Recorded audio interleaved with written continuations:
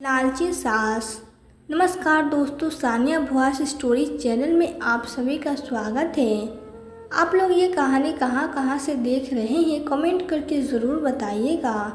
कहानी पसंद आए तो वीडियो को लाइक, चैनल पर पहली बार आए तो सब्सक्राइब करना नहीं भूलिएगा। चलिए कहानी की ओर चलते हैं। दामिनी जी पूरे घर में साज सजावट का काम करवा रही थी, लेकिन उनका बेटा अभिनव उदास मन से बैठा हुआ था। साल भर पहले उसकी पत्नी माधुरी का स्वर्गवास हो गया था। वह किचन में खाना बना रही थी, तभी गैस का सिलेंडर फट गया और उस हादसे में उसकी जान चली गई। अभिनव माधुरी से बहुत प्यार करता था और तो वो दूसरी शादी नहीं करना चाहता था, लेकिन दामिनी जी ने अपने बुढ़ापे का वास्ता देकर उसे कहा कि जब मैं इस दुनिया में नहीं रहूंगी तो तू अकेला कैसे रहेगा।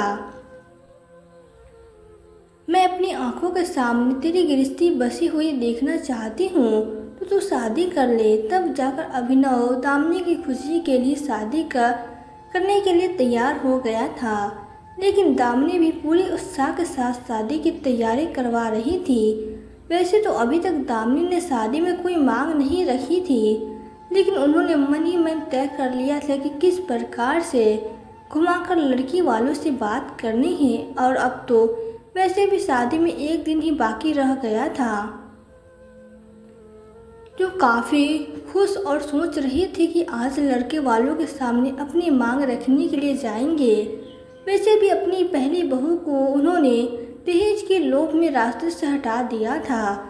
पहले तो उन्होंने माधुरी की मायके वालों से खूब रुपए पैसे ऐंठ लिए, और जब उन लोगों ने और कुछ देने से इनकार कर दिया तब वो बहू से चिढ़ने लगी थी। हालांकि माधुरी पूरे घर का अच्छे से ध्यान रखती थी, अपने पति से बहुत प्यार करती थी, सास की खूब सेवा करती थी, लेकिन दामिनी जी को इन सब चीज़ों से कोई मतलब नहीं था। उन्हें तो बस अपनी तिजोरी भरने से मतलब था। इसलिए जब माधुरी के माता पिता और रुपये देने से इनकार कर दिए तो उन्हें सोचा कि वह इस बहू को रास्ते से हटा देती है, फिर दूसरी बहू लाओगी और उससे नए सिरे से दहेज की मांग करूंगी। एक दिन दामिनी जी ने घटिया सी योजना बनाई। उन्होंने पहले गैस का सिलेंडर खोल दिया, फिर बहू से चाय बनाने के लिए कहा। बेचारी माधुरी जैसी रसोई में गई और उसने गैस जलाया, वैसे ही एक पल में सब कुछ जलकर स्वाहा हो गया। अभिनव तो पत्नी के जाने में गम में टूटकर बिखर चुका था, लेकिन दामिनी जी बड़ी खुश हुई थी। अपनी योजना के तहत उन्होंने साल भर किसी तरह सब्र किया और फिर बेटे के पीछे दूसरी शादी करने के लिए पड़ गई थी। मानो वो अपने बेटे के लिए पत्नी नहीं, इस घर के लिए बहू नहीं, बल्कि अपनी तिजोरी भरने के लिए कोई नई मशीन लेकर आ रही होगी। वो खुशी खुशी शादी की तैयारी करवा रही थी।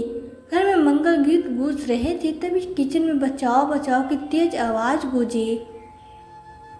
दामिनी जी भागती रसोई में पहुंची तो उसके होश उड़ गए, क्योंकि रसोई में सारे बदलावों में उल्टे लटके हुए थे और पूरी रसोई में धुआं धुआं से भरा हुआ था। दामिनी की तो चीख मार कर बेहोश हो गई। जब आंगन में बैठी कुछ महिलाओं ने उनके चीखने की आवाज़ सुनी तो वो लोग दौड़कर उनके पास गए, उन्हें पानी के छींटे मारकर होश में लाया गया। रसोई का नज़ारा देखकर वो चकरा गई, क्योंकि सब कुछ एकदम करीने से रखा हुआ था और रसोई में कहीं कोई धुआं भी नहीं था। एक औरत पूछने लगी, अरे क्या हुआ दामिनी, तुम चिल्लाई क्यों? दामिनी की खामोशी रह गई। वो सोचने लगी कि अगर मैं कुछ बोलूँगी तो सब लोग मुझे पागल समझने लगेंगे, इसलिए वो बोली, अरे कुछ नहीं, मुझे दर्द चक्कर आ गए थे, गर्मी बहुत ज़्यादा है ना। रिश्तेदारों की एक लड़की आंचल कहने लगी, काफ़ी, तुम आराम करो, मैं तुम्हारे लिए अभी नींबू पानी बना कर ले आती हूँ। इतना कहकर वर्षा में गई और नींबू काट कर एक गिलास पानी में निचोड़ने लगी। उसने जैसे ही नहीं निचोड़ा, गिलास का पानी लाल हो गया, मानो अभी गिलास खून से भरा हुआ हो। देखकर दामिनी जी का गला सूखने लगा, लेकिन आंचल आराम से उसने चीनी और नमक डालकर नींबू पानी बनाने लगी। तब तो दामिनी जी का दिल जोर जोर से धड़कने लगा था। उनका पूरा शरीर सूखे हुए पत्ते के बाद कांप रहा था। वो लड़की 2 मिनट में जूस बनाकर लेकर आए। पूरा गिलास लाल लाल दिखाई दे रहा था। दामिनी जी ने अपने गले को साफ करते हुए कहा, बेटा ये कैसा लाल कलर का जूस बनाकर लाई है? आंचल हैरानी से बोली, आंटी ये नींबू पानी लाल कहाँ है? लगता है आपकी तबीयत ठीक नहीं है। आप नींबू पानी पी लो, आपको अच्छा लगने लगेगा। लेकिन दामिनी जी ने वो गिलास बिल्कुल लाल लाल दिखाई दे रहा था। वो नींबू पानी कैसे पी सकती थी? उन्होंने इनकार करते हुए कहा, नहीं बेटा मैं नहीं होगी। इतना कहकर वो पीछे हटने लगी, लेकिन आंचल आगे बढ़ने लगी। तब दामिनी ही गुस्से में वो गिलास उठाकर फर्श पे पटक दिया, जिसके कारण पूरा नींबू पानी फर्श पर बिखर कर चकनाचूर हो गया और फर्श पे गिलास के टुकड़े बिखर गए। नींबू पानी गिरते ही दामिनी यह देखकर संतप्त रह गई कि वजूद लाल नहीं दिखाई दे रहा था, अब तो उसके होश उड़ गए। आंचल संतप्त रह गई और कहने लगी, आंटी यह तुमने क्या किया? अभी तुम्हें खिलाफ के टुकड़े कर जाते तो अभिनव भागता हुआ आंगन में आ चुका था। उसने माँ की यह दशा देखी तो कहने लगा, क्या माँ तुम्हारी तबीयत ठीक नहीं है क्या? पता नहीं क्यों मुझे भी आज सुबह से कुछ ठीक नहीं लग रहा है। तुम भी कुछ अजीब अजीब सी हरकतें कर रही हो। दामिनी जी एकदम से खामोश हो गई थी। उन्हें तो समझ में नहीं आ रहा था जब बेटी को क्या जवाब दे। आंचल ने रोते हुए सारी बातों से नादिनी को अभिनव सुन रह गया।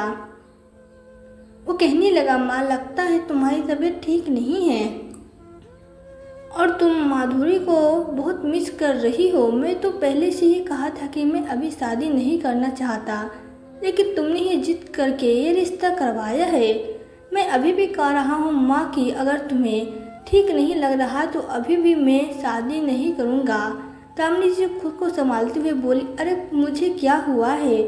तू शादी नहीं करेगा, तेरी जिंदगी कैसे कटेगी बेटा? इतना कहकर वो मन ही मन सोचने लगे कि अभी तो मुझे चांदनी के मायके वालों से मोटे दहेज की मांग भी करनी है। ये सब सोचकर उसका मन सुकून से भर उठा और वो कुशलता से मुस्कुरा कर उठी। माँ को अजीब तरीके से मुस्कुराते हुए देखकर अभिनव को बिल्कुल भी अच्छा नहीं लगा। वो कहने लगा, माँ चलो हम डॉक्टर के पास चलते हैं, वो बोले देंगे सब कुछ ठीक है तो मेरे मन को तसल्ली मिल जाएगी। लेकिन दामिनी जी ने इनकार कर दिया। वो सोचने लगी कि हो सकता है कि मुझे सच में थकावट की वजह से कोई भ्रम हुआ होगा। ऐसा सोचकर ही रसोई से वापस निकलने को हुई। वैसे भी माधुरी का साया उसने कतरा गया। अचानक से ही उसकी मरी हुई वह भी आत्मा को सामने देखकर उसकी सिट्टी पिट्टी गुम हो गई और वो हकलाते हुए पीछे हटने लगी। दामिनी बौखला गया और कहने लगा, क्या हुआ माँ? दामिनी जी पीछे हटते हुए किचन के फ्लैश पे टकरा गई। तभी उन्होंने देखा कि रसोई के बर्तन एक बार फिर से हवा में थे और वो उन पर परवाह करने की मुद्रा में तने हुए थे। दामिनी जी एकदम से बेहोश हो गई। अब तो अभिनव तुरंत ही उन्हें अस्पताल लेकर पहुंच गया। वहां जाने पर पता चला कि दामिनी जी का मस्तिष्क संतुलन बिगड़ गया है और उन्होंने 2 दिनों से तक डॉक्टर की देखभाल में रहना होगा। इधर घर में शादी की तैयारी भी चल रही थी। उसे तो कोई समझ में नहीं आ रहा था। अभिनव की शादी तारीख आगे टाल देना चाहता था, लेकिन उसके रिश्तेदारों ने उसे समझाया कि इसी लड़की वाले बेकार में परेशान हो जाएंगे। फिर अगले दिन अभिनव ने मंदिर में शादी कर ली, लेकिन मुस्कुस नहीं दिखाई दे रहा था। चांदनी ने भी राहत की सांस ली कि बिना किसी दहेज के शादी हो गई। अभिनव अपनी माँ के लिए बड़ा परेशान था। दामिनी ही वे एकदम पागलों की तरह हरकत कर रही थी। अस्पताल में जब वो बिस्तर पे थी तभी माधुरी की आत्मा उसके सामने आकर खड़ी हो गई। उसे देखकर दामिनी जी को लगा कि अब उन्हें नहीं छोड़ने वाली है। उसके दिल की धड़कनें तेज हो गई और अचानक से उसके सीने में भयंकर दर्द उठा। डॉक्टर की टीम ने पूरी कोशिश की, लेकिन हार्ट अटैक आने के कारण दामिनी जी के प्राण परेख उड़ गए। अभिनव को बड़ा बुरा लगा था कि माँ इस तरह से चले गए। लेकिन उसी रात माधुरी उसके सामने में आ गई और उसने बताया कि किस तरह उसकी माँ ने दहेज के लालच में उसकी जान ले ली थी। तब से रसोई घर में ही उसकी आत्मा घूम रही है, लेकिन यहाँ से जा रही हूँ क्योंकि अब अपराधी दुनिया में नहीं है। और साथ ही उसने कहा कि तुम अपनी नई पत्नी का खूब अच्छे से ध्यान रखना और उसके साथ हमेशा हंसी खुशी रहना, उसे कभी आंसू बहाने नहीं देना।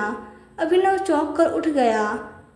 उसे तो यकीन नहीं हो रहा था कि सब सच है। लेकिन तभी उसने रसोई में ढेर सारा धुआं देखा। वो रसोई में पहुंचा तो उसे माधुरी की हल्की सी आकृति दिखाई दी, जो धीरे धीरे ही गायब हो गई और धुआं भी बिल्कुल गायब हो चुका था।